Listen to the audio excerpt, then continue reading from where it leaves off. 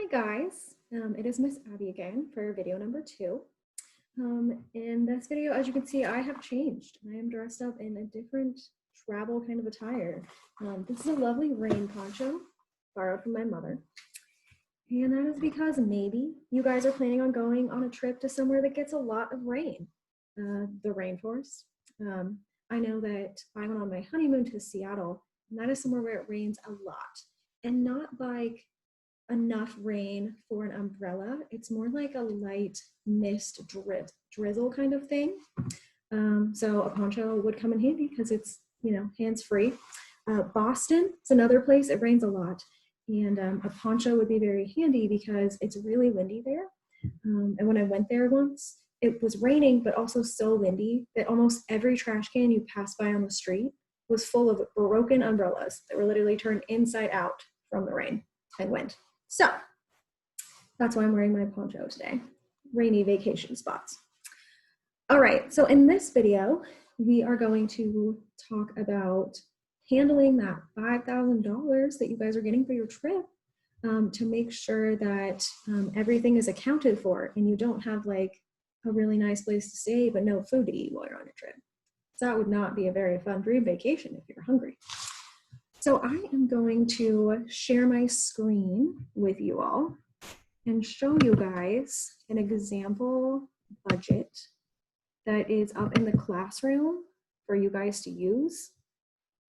So this one I made for my dream vacation plan to go to Yosemite National Park.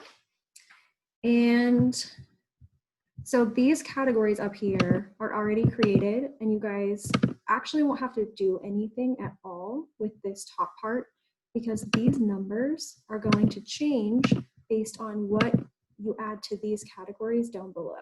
So let me show you that part. This is the detailed part of the budget. So for me, for example, I am flying to Yosemite Park in California. I don't feel like driving to California on my dream trip. So I'm gonna fly. And I have decided that I would like to go with another person because I don't want to go on my fantasy trip by myself. If you do, that's fine. But I'm gonna budget for 2 people. So here I literally just typed in airfare because that's how I'm getting there. And then I picked the category. So this drop down is gonna pick from the categories up here at the top that are already gonna be there for you guys. Your document's gonna look just like mine. You're just going to edit over the document that I made. So if you're not gonna go by airfare, you can just put something else in this category or delete this whole row. That's up to you. And then the number of people. And then this is the cost like per person basically. So it's gonna be $380 round trip for one person. So then this formula will put it in there for you. So if I changed it to 400, it's gonna make this number go up because there's a formula in here in this row. But again, it was 380, so there you go. 760 is the total. This is the next row that I made. Just so happens that Yosemite is a couple hours from the nearest major airport. So I've decided to get a rental car to get me there. It's also gonna show up in my transportation category up here. And then this is the number of days that I got my rental car for. And then the day rate, and then again, it auto-populated the total. Next thing you're gonna wanna think about is where on earth you're gonna stay. You gonna Airbnb? You're gonna stay with a friend you know in the area for free? It is a dream vacation, so I personally booked the most expensive hotel, the most expensive room that I could get while in Yosemite. That's why it's so expensive. $589 a night for a room is just insanity, but dream vacation. So I'm gonna stay 5 nights. That's my rate. And then it auto created my total amount for me. And that one in my lodging category. Maybe you wanna stay at 2 different places, one place a couple nights, one place another night, that's up to you. You would just have like 2 rows. Like the one hotel you're gonna stay at here and like maybe you're gonna stay in a different hotel in a different nearby city or something another night, and that would be another row in the lodging category. Food, you gotta have food. So where you're gonna eat. I figured out the number of meals we were gonna be having. over the course of time. It was 2 of us, so that'd be 15 meals per person over the course of 5 days. So 3 meals a day for 5 days. That's how I got that number. And then I figured out the average cost of the meal, and then we're gonna spend a lot of money on food. But you know, it's during vacation. I don't want to be hungry. I want to eat some nice food instead of just like peanut butter crackers. So this is part of my activities while I'm there. That's the next category. So like, are you going to a museum? What's that going to cost? Are you going to a theme park? What's that going to cost? For me, the pass to get into Yosemite National Park. So national parks have a fee, and that's what my cost is from. And then there's a souvenir category. So if you're going to buy anything, my husband and I have a tradition where any trip we go on, we buy an ornament for our Christmas tree from that place.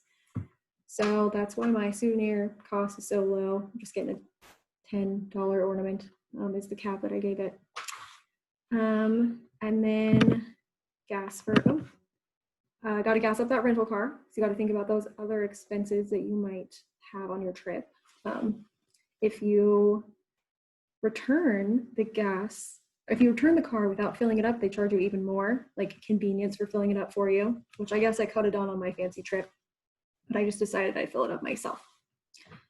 And then I made a category for unplanned costs, kind of like a extra money for the trip in case I forgot anything. I'd hate to be all the way to my destination and then not be able to do a certain activity because I forgot to budget for it.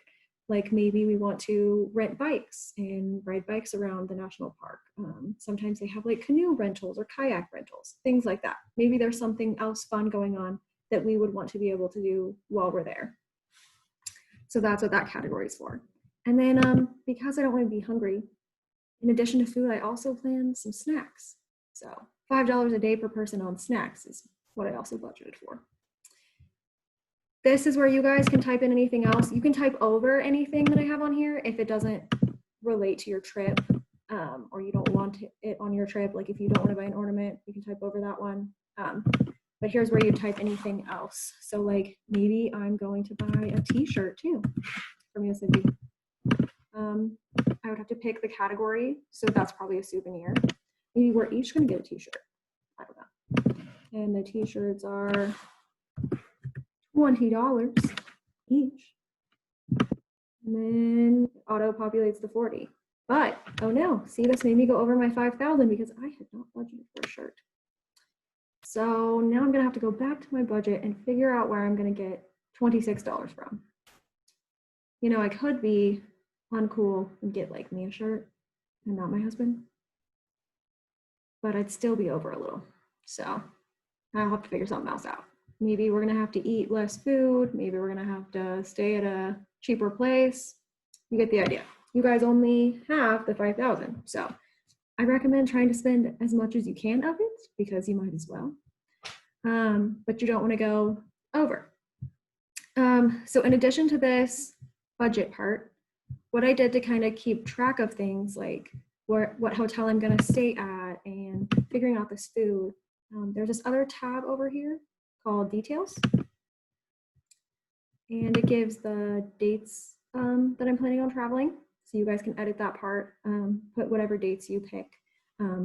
For me, I picked this date because this falls over my wedding anniversary.